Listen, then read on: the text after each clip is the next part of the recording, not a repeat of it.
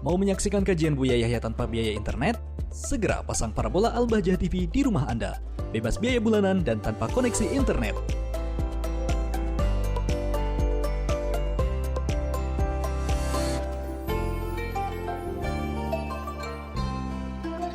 Assalamualaikum Buya. Afwan Buya, saya Ummu Hasna mengganggu waktunya. Saya mau minta penjelasan atau solusinya tentang masalah pernikahan sesuai syariat Islam yang benar.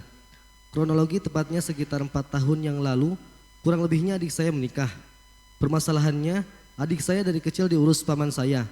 Itu karena alasan paman saya tidak memiliki keturunan dan niat paman adalah membantu keluarga orang tua saya.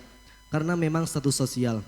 Singkat cerita, pas terjadi pernikahan itu adik saya belum tahu siapa ayah kandung sebenarnya. Karena memang dari keluarga paman tidak mau memberitahukannya, karena sebab mungkin takut adik saya setelah tahu orang tua sebenarnya meninggalkan beliau. Jadi masih belum legowo Buya. Nah, pas hari hanya ijab kabul disaksiin oleh keluarga besar termasuk orang tuanya. Ada di situ Buya.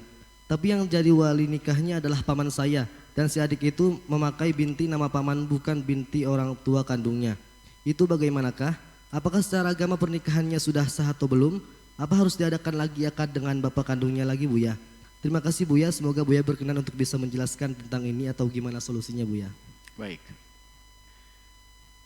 Ada marotib, ada martabat tingkatan wali.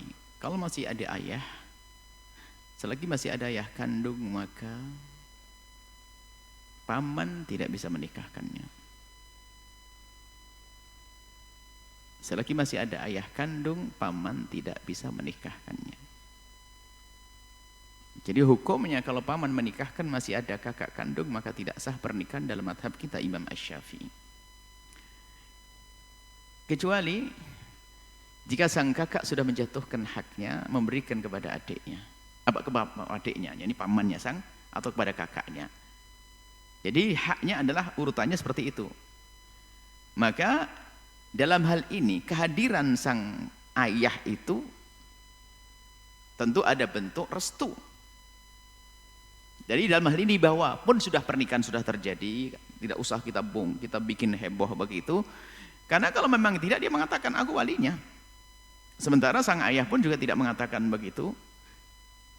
Jadi ada tanda ridho di dalamnya. Dalam hal ini, karena semuanya adalah wali. Semuanya wali di saat yang pertama sudah menjatuhkan haknya atau tidak ada atau meninggal, maka langsung jatuh kepada berikutnya. Mungkin bisa akh syakik saudaranya atau pamannya. Jadi sang ayah ada di situ. Tapi yang ayah tidak boleh menjadi saksi. Baru dinikahkan oleh saudaranya, saudara sang ayah. Maka di saat ayah menyaksikan dan ada rito, ada izin dan sebagainya, biarpun tidak diucapkan, maka kita bawa kepada keabsahan pernikahan ini. Sementara dalam mazhab lain sangat jauh tanpa wali pun sah, masih mazhab Abu Hanifah. Jadi karena ini sudah terjadi, maka kita anggap pernikahan itu sudah sah. Adapun kalau masalah ihtiyat untuk memperbaharui lagi, ini babnya beda. Karena barangkali sudah punya anak, jangan mengatakan anaknya nggak sambung nasab. Baik, kemudian yang perlu diperhatikan lagi bahwasanya yang kedua ini banyak permasalahan di balik.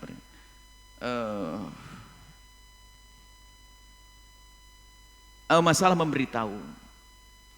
Masalah bin dulu. Kalau bin nggak penting, binnya salah. Misalnya seorang bapak namanya Ahmad menikahkan putrinya namanya Khadijah. Tak-taknya Khadijahnya tidak disebut bin Ahmad, dia lupa. Karena sering menjawab Khadijah, mungkin baru menghafal sirah Nabi Sayyidah Khadijah binti Khuwailid, Akhirnya nikahan putrinya bukan binti dia. Menyebut nama yang lainnya.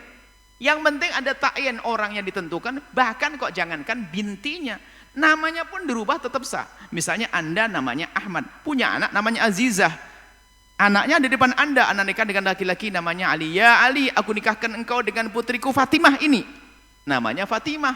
Tapi Anda menunjuk ini yang dianggap ininya bukan Fatimahnya. Isyaratnya itu yang pasti. Jadi nggak usah terlalu pusing dalam hal ini. Adapun bab ihtiyat, hati-hati, bisa saja nanti lanjutkan karena semua pernikahan yang di situ ada khilaf di dalam keabsahannya, bukan urusan di pernikahan yang lainnya, maka dianjurkan untuk tajdid, dianjurkan tanpa ada sebab nggak usah tajdid. memperbaharui nikah. Jadi sah pernikahan Anda, sudah nggak ada masalah. Kemudian hal lain lagi yang ketiga, masalah memberitahu, wajib memberitahu, cuman waktunya saja.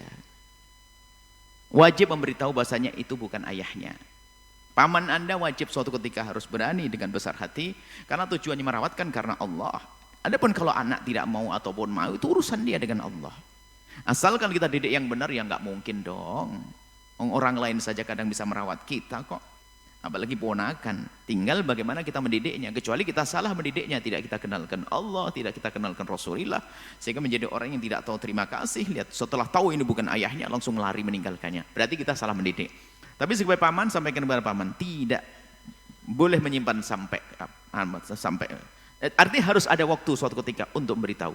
Hanya mungkin ini demi ketentraman, ketenangan, gak usah buru-buru, boleh. Tapi sudah ada kesepakatan dari semuanya. Sudah tahu, ayah kandungnya juga tahu, ada tahu, tinggal waktu saja.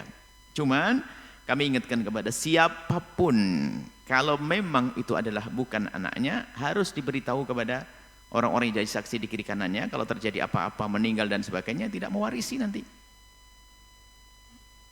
Dan urusan kemahraman dalam pernikahan juga harus waspadai. Jadi memang harus beritahu, tinggal waktunya saja kapan nanti. Nunggu kematangan sang anak itu sendiri, kesiapan sang anak itu sendiri.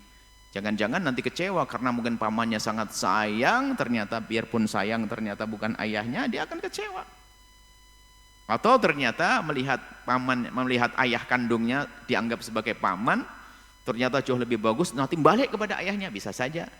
Yang jelas, tunggu waktu yang tepat, itu saja. Tunggu waktu yang tepat, tapi harus memberitahu. Jadi tidak boleh menisbatkan nasab kepada orang lain. Seperti itu. Wallahu a'lam bishawab.